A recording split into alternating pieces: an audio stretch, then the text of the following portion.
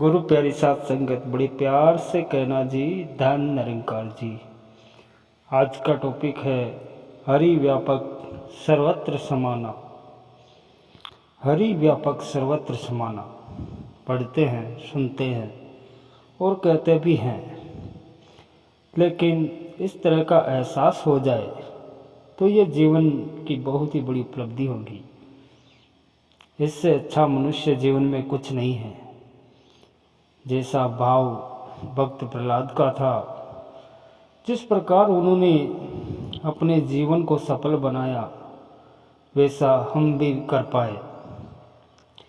भगवान की मौजूदगी हमें हर समय हर जगह महसूस होनी चाहिए। एक गुरुकुल में शिष्यों को कुछ समय का अवकाश मिला। सभी अपने गुरु की जाने की तैयारी में थे। गुरु ने शिष्यों से कहा कि मेरी बेटी की शादी होनी है, तुम सभी अपने घर से गुरु दक्षिणा में कुछ द्रव्य या अनाज ले आना। लेकिन एक बात याद रखना, द्रव्य या अन्न लाते समय तुम्हें कोई देखे न, छिपा कर ले आना। शिष्यों की छुट्टी समाप्त हो गई। वापस आते समय सभी शिष्य कुछ अन्न या द्रव्य साथ लाए। एक शिष्य कुछ भी नहीं लाया। गुरु ने उनसे पूछा, तुम कुछ भी नहीं लाए? शिष्य बोला, आपने कहा था कि द्रव्य या अन्न लाते समय कोई देखे ना, लेकिन आपने ही शिक्षा दी है कि भगवान हर समय हर जगह है। हमारी हर गतिविधि को वह देख रहा है। भगवान हर जगह हर समय है, तो कोई देखे या ना देखे, भगवान तो देखता ही है। शिष्य के इस उत्तर से गुरु बड़े प्रसन्न हुए और उन्होंने समय आने पर अपनी लड़की की शादी उससे कर दी। भगवान को हर समय हर जगह देखना जीवन को सुखमय बनाता है, चिंताओं से मुक्ति दिलाता है। इसलिए भगवान की मौजूदगी हर समय हर जगह महसूस करनी है। इससे विश्वास को मजबूती मिलती है। हमारा विश्वास दृढ़ होना चाहिए। भगवान श्री कृष्ण गीता में अर्जुन को समझाते हुए कहते हैं कि यो माम पश्यन्ति सर्वत्र सर्वच मयि पश्यन्ति तस्माम न प्रणश्यामि सच में न प्रणश्यन्ति। कि जो पुरुष संपूर्ण भूतों में सबके आत्मरूप मुझ वासुदेव को ही व्यापक देखता है और सब भूतों को मुझ वासुदेव के अंतर्गत देखता है, उसके लिए मैं अदृश्य नहीं होता हूँ और वह मेरे लिए अदृश्य नहीं होता है, क्योंकि वह मुझ में एक ही भाव स्थित है। और गीता में और कहा गया है कि मेरे सिवाय किंचित अन्यत्र भी कोई दूसरी वस्तु नहीं है।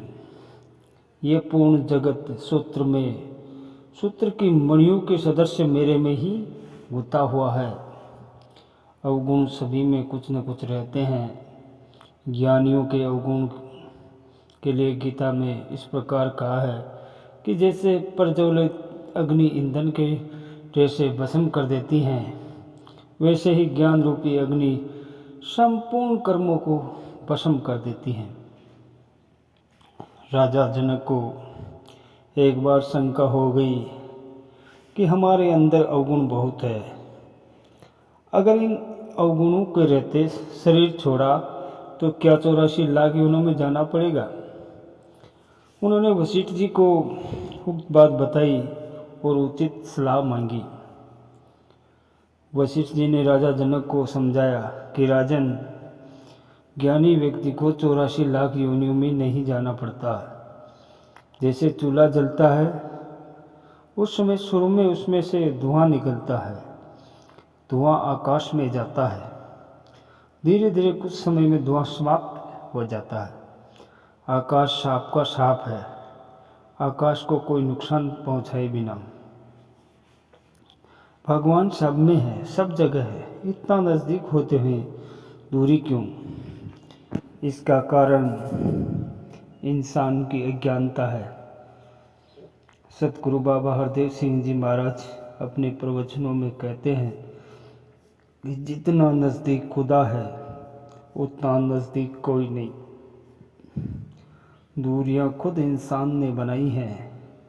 इंसान बुराइयों को ही संभालता है, पालता है और अच्छाइयों से दूर रहता है।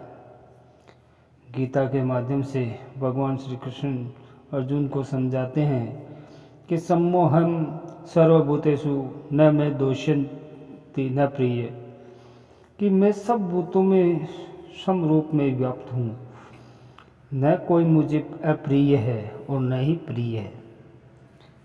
जो मुझे प्रेम से बसते हैं वे मुझ में और मैं उनमें प्रत्यक्ष प्रकट हूँ। फिर भी दूरी, इसके लिए गीता में कहा गया है कि जैसे सूक्ष्म रूप से एवं सब जगह व्यापक होकर भी अग्नि साधन द्वारा प्रकट करने से ही प्रकट होती हैं, उसी तरह सब जगह रहते हुए भी परमेश्वर को प्रकट करने के लिए साधन की जरूरत है। भक्ति से बजने वाले के अंतःकरण में ही प्रभु प्रत्यक्ष रूप से प्रकट होता है। कोई भी काम करने के लिए साधनों की जरूरत पड़ती है, उसी तरह परमार्थ की तरफ बढ़ने के लिए, परमात्मा की प्राप्ति के लिए भी साधन की आवश्यकता पड़ती है। संत महात्माओं ने समझाते हुए संत के संग, सत्संग और सद्गुरु को उत्तम साधन कहा है। संतों ने महात्माओं की संगत को परमार्थ के लिए उत्तम साधन बताया है। गोस्वामी तुलसीदास जी ने मानव जन्म को उत्तम बताते हुए इस प्रकार लिखा है कि साधन धाम मोक्ष कर द्वार, कि मनुष्य योनि को 84 लाख योनियों में उत्तम कहा गया है, क्योंकि मानव तन में ही परमात्मा की प्राप्ति हो सकती है और मानव तन में ही मोक्ष संभव है। 84 लाख योनियों के चक्कर में काटने, बार बार जन्म, बार बार मरण से छुटकारा पाया जा सकता है। सतगुरु बाबा हरदेव सिंह जी महाराज जी भी नर्तन और मोक्ष के बारे में अक्सर अपने प्रवचनों में फरमाते थे कि दुर्लभ साज सुलभ करी पावा। मोक्ष पाने के लिए इस तरफ बढ़ने में मनुष्य जन्म तथा संत महात्माओं की संगत करने को उत्तम बताया गया है। संत महात्माओं की संगति पाने के लिए गोस्वामी तुलसीदास जी महाराज इस तरह लिखा है कि बिनु हरि कृपा मिले ही नहीं संता, कि जब तक परमात्मा की कृपा नहीं होती है इन संतों का संग नहीं मिल सकता है। परमात्मा की कृपा के बिना संत की संगत असंभव है। भगवान राम ने सबरी को नवदा भक्ति का उपदेश देते हुए भी यही कहा है कि प्रथम भक्ति संतन कर संगा, कि सत्संग के द्वारा ही ब्रह्म का बोध होता है। संसार ब्रह्ममय है, अर्थात संसार में ब्रह्म ही है, सब कुछ करने वाला ब्रह्म ही है। भगवान कृष्ण गीता में अर्जुन को समझाते हुए कहते हैं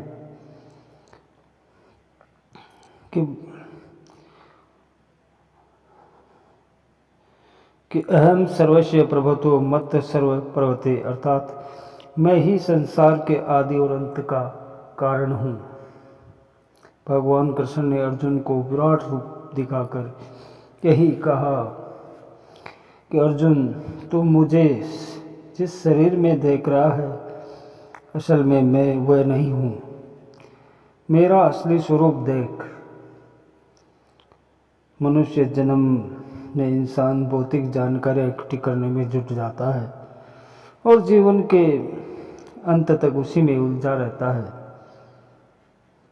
असल में ज़्यादातर लोगों को ये भी पता नहीं चलता कि मनुष्य जन्म में क्या क्या प्राप्त करना संभव है, क्या हासिल किया जा सकता है भौतिक वस्तुओं के अलावा। मनुष्य जन्म जीवन को सफल बनाने के लिए परम आनंद यानी मोक्ष पाने के लिए, भव सागर से पार उतरने के लिए मिला है। इस दिशा में कदम न बढ़ाकर इंसान विपरीत दिशा में चलता है और मानव जन्म जिसे अमूल्य कहा गया है उसका मूल्य कौड़ी के बराबर कर देता है। भगवान ने मनुष्य जन्म को सफल बनाने के लिए अनेक साधन और अवसर दिए हैं। यहाँ तक कि भगवान कृष्ण ने गीता के माध्यम से अर्जुन को उपदेश देते हुए कहा है कि जो पुरुष अंत काल में मुझको स्मरण करता हुआ शरीर त्याग कर जाता है वह साक्षात मेरे स्वरूप को प्राप्त होता है। इसमें कोई संशय नहीं है। संसार में विचरण करते हर इंसान दो मार्गों से गुजरता है, एक है कल्याण मार्ग और गिरावट का मार्ग। संत महात्मा कल्याण मार्ग जिसे उत्तम कहा गया है अपनाते हैं, उस पर चलकर अपना जीवन सफल बनाते हैं और दूसरों का जीवन सफल बनाने में सहायक बनते हैं। ब्रह्मज्ञानी की नज़र में कोई अज्ञानी नहीं है, क्योंकि ब्रह्म सबके अंदर है। हाथी, चींटी, मच्छर सभी में ब्रह्म है। भगवान श्री कृष्ण गीता के माध्यम से अर्जुन को उपदेश देते हुए कि ऐसे वे ज्ञानी जन विद्या और विनय युक्त ब्राह्मण तथा गाय, हाथी, कुत्ते और चांडाल में भी संभाव देखने वाले ही होते हैं। सतगुरु बाबा हरदेव सिंह जी महाराज अपने प्रवचनों में कहते हैं कि इस परमात्मा का एहसास किसी को भी हो सकता है। कोड़ा राक्षस, भूमिया चोर, सज्जन ठग जैसों का आचरण ऐसा था कि उनके बारे में सोचा भी नहीं जा सकता था।